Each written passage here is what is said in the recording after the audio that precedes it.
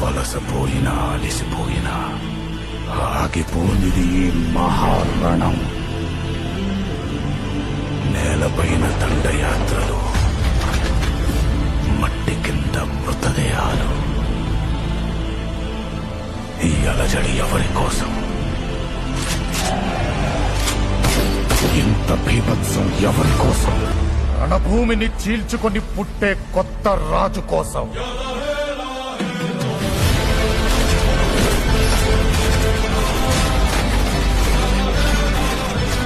కాలచక్రాన్ని బద్దలు కొట్టి పునర్జన్మనెత్తిన నాయకుడి కోసం.